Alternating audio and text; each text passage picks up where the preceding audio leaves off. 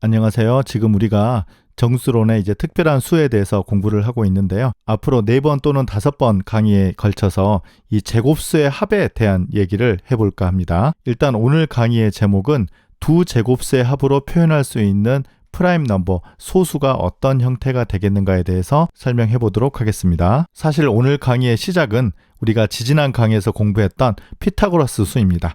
x제곱 더하기 y제곱은 g제곱을 만족하는 자연수 xyg는 무한히 많다는 것을 우리가 공부했고, 실제로 이 식을 만족하는 xyg의 형태를 구체적으로 구한 바 있습니다. 그런데 이 시간에 할 수 있는 자연스러운 질문은 임의의 자연수 n에 대하여 이 피타고라스 수처럼 제곱 더하기 제곱, 즉 a제곱 더하기 b제곱으로 표현할 수 있는가입니다. 그러면 이때 이 제곱수를 한번 써보면 1의 제곱, 2의 제곱, 3의 제곱, 4의 제곱해서 10의 제곱 이렇게 무한히 쓸 수 있는 것이죠. 임의의 자연수 n에 대해서 여기 있는 제곱수의 두 개의 합으로 표현이 되는가? 이 질문은 얼핏 봐도 답이 노우일 것 같아요. 그 이유는 예를 들어서 7이라는 숫자는 여기에서 어떤 두 숫자를 더하더라도 이 7은 나오지 않습니다. 하지만 13이라는 숫자를 생각해 보면 4 더하기 9로 표현이 되죠.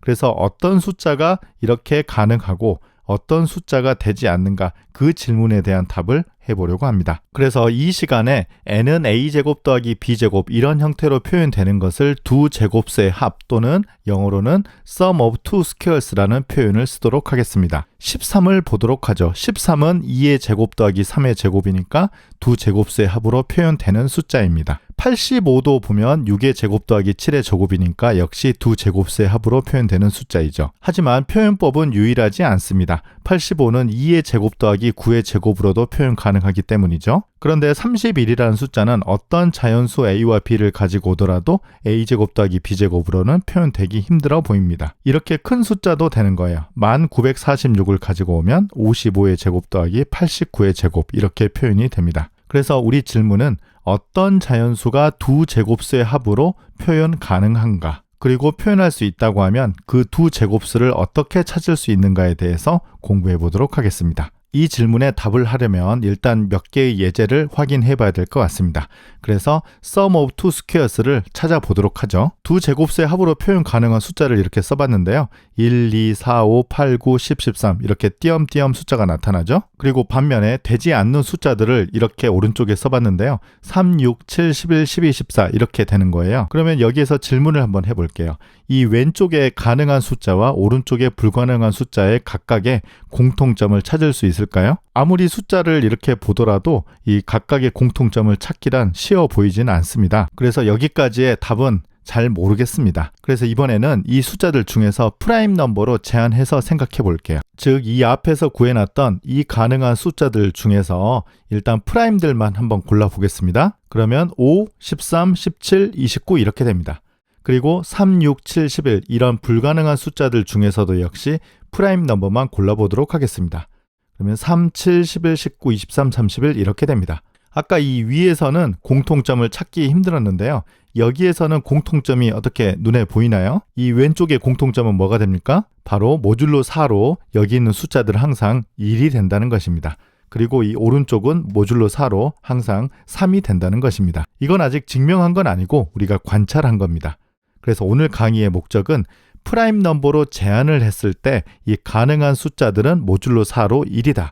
그리고 불가능한 숫자는 모듈로 4로 3이다. 이 우리 추측을 증명해 보도록 하겠습니다. 오늘 강의의 주된 내용을 다시 한번 정리해 보도록 하죠. P가 홀수인 프라임일 때 P가 a제곱 더하기 b제곱으로 표현될 필요 충분 조건은 P는 모듈로 4로 1이다입니다. 이때 홀수라고 우리가 가정하는 이유는 짝수인 프라임은 하나밖에 없잖아요. 2라는 숫자는 1제곱 더하기 1제곱으로 표현되기 때문에 이 2는 일단 제외하고 홀수인 프라임만 생각하도록 하겠습니다. 그리고 이 시간에 증명하지는 않겠지만 사실은 제곱 더하기 제곱의 표현이 이 P가 홀수인 경우는 유일합니다. up to orders라는 것은 A와 B를 바꿔도 성립하기 때문에 이 바꾸는 것을 우리가 고려한다고 하면 A와 B는 유일하다는 것을 알 수 있습니다. 이 사실은 이 시간에 증명하지는 않겠습니다. 이 시간에는 이 사실을 증명하는 데 집중해 보도록 하겠습니다. 우리가 수학을 공부하다 보면 많은 내용에서 이 필요 충분 조건 중에 한쪽은 증명이 쉽고 반대쪽이 보통 증명이 어렵죠. 이 증명 역시 마찬가지입니다. 한쪽 증명은 굉장히 쉽습니다. 먼저 아드 프라임 P가 두 제곱수의 합으로 표현이 되면 P는 모듈로 4로 1이다 라는 것을 설명하도록 하겠습니다. 우리가 모듈로 4로 생각하면 어떤 수의 제곱은 항상 이게 짝수면 모듈로 4로 0이고요. 홀수면 모듈로 4로 1이 되는 거죠. 그리고 역시 B제곱도 모듈로 4로 0 아니면 1이라는 것을 알 수 있습니다. 그래서 이 두 수를 더해보면 즉 A제곱 더하기 B제곱은 0, 0 되면 0이 될 수 있고요. 0, 1 또는 1, 0이 되면 더하면 1이 될 수 있고요.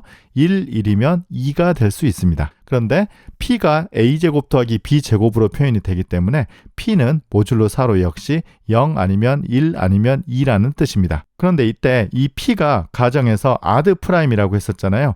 홀수잖아요. 그래서 이 P라는 것은 0과 2는 탈락이죠. 그래서 P는 모듈로 4로 1인 것을 알 수 있습니다. 그래서 이쪽 방향 증명은 굉장히 쉽습니다. 그런데 이 반대편도 성립할 것인가를 고민해 봐야 되는데요. 조금 쉬운 문제는 아니에요. 그런데 우리가 이 반대 방향을 증명하기 위해서는 다음과 같은 두 개의 보조 정리가 필요한데요. 하나하나 설명해 보도록 하겠습니다. 첫 번째 보조 정리는 사실은 우리가 정수론 공부할 때 섹션 5.3이나 섹션 9.2에서 이미 공부한 내용입니다. P가 아드 프라임일 때 X제곱 더하기 1은 0 모듈로 P이다. 이런 2차 방정식이 해를 가질 필요 충분 조건은 재미있게도 P는 모듈로 4로 1이다입니다. 이 조건이 바로 지금 이 가정이에요. 섹션 5.3에서 아마 윌슨 정리를 공부하고 그 윌슨 정리의 코롤러리로서 이 내용을 공부했고요. 섹션 9.2에서는 우리가 쿼드라틱 레지듀라는 것을 공부할 때 P분의 마이너스 1이 1이 될 필요 충분 조건이 이렇게 된다라고 공부했습니다. 그때 이 내용을 공부할 때도 이 내용과 서로 연관지어서 설명한 바가 있었습니다. 여기에 그때 쓰지 않았던 표현을 쓰는데요. 이건 사실은 X제곱 더하기 1은 0이다. 그러면 우리가 실수해서 보자면 루트 마이너스 1이잖아요. 그래서 모듈로 P에서 루트 마이너스 1의 개념이 있을 필요 충분 조건이 P는 모듈로 4로 1이다. 이렇게 기억해도 좋습니다. 그리고 섹션 5.3에서 윌슨 정리를 이용해서 사실은 이 솔루션 값을 하나 구해놨었는데요. 그 답은 바로 2분의 P-1 팩토리얼이 되었어요. 그래서 오늘 강의 마지막 부분에 이그젬플을 계산할 때 이 2분의 P-1 팩토리얼을 활용하도록 하겠습니다. 그리고 이제 두 번째 보조 정리인데요. 여기에서 이제 공부해야 될 내용인데 투웨이 렘마라고 부릅니다. 투웨이 렘마는 P가 프라임이고 A와 P가 서로 소일 때 이러한 1차 방정식을 생각합니다.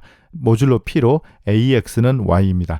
여기에서는 X와 Y 모두 변수가 돼서요. 투웨이 렘마는 이 1차 방정식이 해를 갖는데요. 어떤 해냐면 X0와 Y0의 절대값이 모두 다 0보다 크고 루트 P보다 작은 이 부등식을 만족하는 해를 반드시 갖는다가 투웨이 렘마입니다. 그래서 먼저 이 렘마2, 투웨이 렘마를 증명하고 이 두 개를 바탕으로 이 스텝 2를 증명하도록 하겠습니다. 자, 이번에는 투웨이 렘마를 증명하도록 하겠습니다. 방정식은 AX는 Y 모듈로 P이죠. 그리고 이 방정식을 만족하는 해 중에서 이러한 조건을 만족하는 X0과 Y0을 찾을 수 있다. 이게 이제 투웨이 렘마인데요. 직접 찾아보도록 하겠습니다.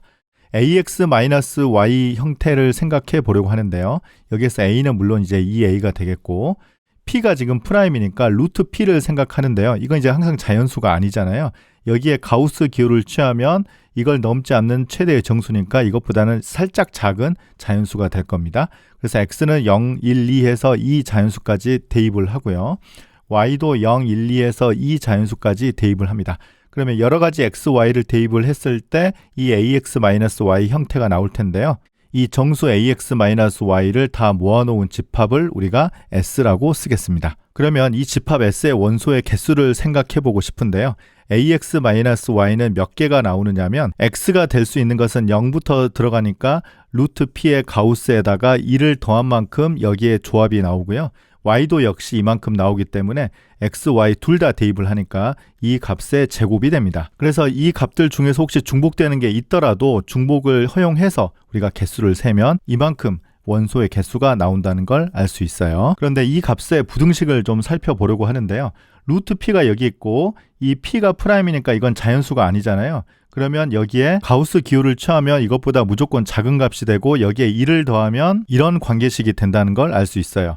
그래서 루트 p에 가우스를 하고 1을 더한 것은 루트 p보다 크죠. 그래서 루트 p보다 큽니다. 여기에 등호는 들어가지 않아요. 제곱을 하는 거니까 오른쪽은 p가 됩니다. 그래서 S의 원소 개수는 p보다 크다는 걸 알 수 있어요. 그러면 이때 뭘 생각하냐면 여기에 S에 있는 원소들을 전부 다 모듈로 p로 계산해 볼 겁니다. 모듈로 p 세개에서는 우리가 원소 개수가 p개라는 것은 알고 있죠. 0, 1, 2 해서 p-1까지고요. 그런데 S의 원소 개수는 p보다 크잖아요. 그래서 여기 있는 원소들을 전부 다 모듈로 p로 계산해 보면 서로 같은 쌍이 무조건 존재할 겁니다. 이게 원소 개수가 p보다 더 많으니까요. 이 근거는 아마 이산수학이나 조합론 시간에 배우는 비둘기집의 원리라고 생각할 수 있습니다. 그래서 이 비둘기집의 원리에 의해서 모듈로 p에서는 값이 같은 정수가 존재할 겁니다. 그래서 그걸 ax1-y1, ax2-y2라고 쓰겠습니다. 그리고 이 두 개가 다르다는 걸 표시하기 위해서 x1과 x2가 다르거나 y1과 y2가 다릅니다. 둘 중에 하나는 달라야 되겠죠. 그러면 이 식으로부터 우리가 어떻게 계산을 하느냐면 이걸 계산하는 거잖아요. 그래서 ax2를 이쪽으로 넘기고 -y1을 이쪽으로 넘기겠습니다. 그래서 a로 묶어주면 a, x1-x2 그리고 y1-y2가 되고요. 이건 모듈로 p로 같습니다. 우리가 이러한 방정식을 만족하는 x, y를 구하고자 하는 거니까요. 이 값을 우리가 x0이라고 쓰고요. 이 값을 우리가 y0이라고 쓰겠습니다. 그러면 모듈로 p로 ax0은 y0과 같다는 이런 해를 하나 찾았어요. 그러면 이렇게 찾은 이 x0, y0이 이 조건을 만족한다는 것만 보이면 되는데요. 이 두 가지 식으로부터 설명하도록 하겠습니다. 먼저 이쪽 부등식인데요. 이 부등식은 절대값을 했기 때문에 x0, y0이 모두 다 0이 되지 않는다는 뜻입니다. 즉 이걸 설명하려고 하는데요. 하나가 0이 된다고 가정해 보도록 하겠습니다. x0이 0이 되면 이 식에 대입하면 y0은 모듈로 p로 0이 되고요. 이렇게 되면 y0이 프라임 p의 배수여야 되기 때문에 y0은 0이 될 수밖에 없습니다. 그래서 한 값이 0이 되면 다른 값이 0이 돼야 되는데요. 이런 일은 벌어질 수 없어요. 왜냐하면 x0이 0이라는 것은 x1과 x2가 같다는 것이고 y0이 0이라는 것은 y1과 y2가 같다는 건데요. 이건 이제 동시에 일어날 수 없잖아요. 둘 중에 하나는 다르다고 했기 때문에 이 사실은 모순이 됩니다. 그래서 x0은 0이 되지 않고요. 마찬가지 방법으로 x0과 y0 역할을 바꿔서 계산해보면 y0도 0이 되지 않은 것을 설명할 수 있습니다. 그래서 일단 이쪽 부등식은 설명했고요. 이쪽 부등식을 보죠. 지금 x0은 x1-x2인데 x1과 x2의 범위는 여기에서 우리가 구하는 거잖아요. 그래서 이것 빼기 이것의 차이는 가장 커봤자 루트 p의 가우스 정도 되는 겁니다. 그래서 x0의 크기, y0의 크기는 루트 p의 가우스보다 작거나 같은데요. 아까 이 그림에서 보다시피 이것은 루트 p보다 스트릭트하게 작습니다. 왜냐하면 p가 프라임이기 때문에 이 루트 p가 자연수가 될 수 없기 때문이죠. 그래서 x0의 크기, y0의 크기가 루트 p보다 스트릭트하게 작습니다. 그래서 이쪽도 등호가 성립하지 않은 부등식이 성립한다는 것을 알 수 있습니다. 네, 이 2의 렘마를 이용해서 이제 오늘 증명하는 것을 설명하도록 하겠습니다. 조금 전에 그 2의 렘마를 이용을 하면 이 스텝 2의 증명이 많이 길지는 않습니다. 한번 해볼게요. 일단 렘마 첫 번째에 의해서 p가 모듈로 4로 1이기 때문에 아까 루트 마이너스 1 기억나시죠? 모듈로 p로서 a제곱은 마이너스 1이 되는 이러한 a가 존재한다는 것입니다. 그리고 윌슨 정리에서 이 a를 이렇게 하나 구할 수도 있다라고 했었어요. 근데 이 값은 사실 이 증명할 때는 활용될 일은 없고요. 우리 그 다음 슬라이드에서 예제를 할 때는 이 실제로 a를 이 값을 활용하도록 할 겁니다. 그 다음 단계는 이 a를 그대로 가지고 와서 2a 렘마를 활용할 거예요.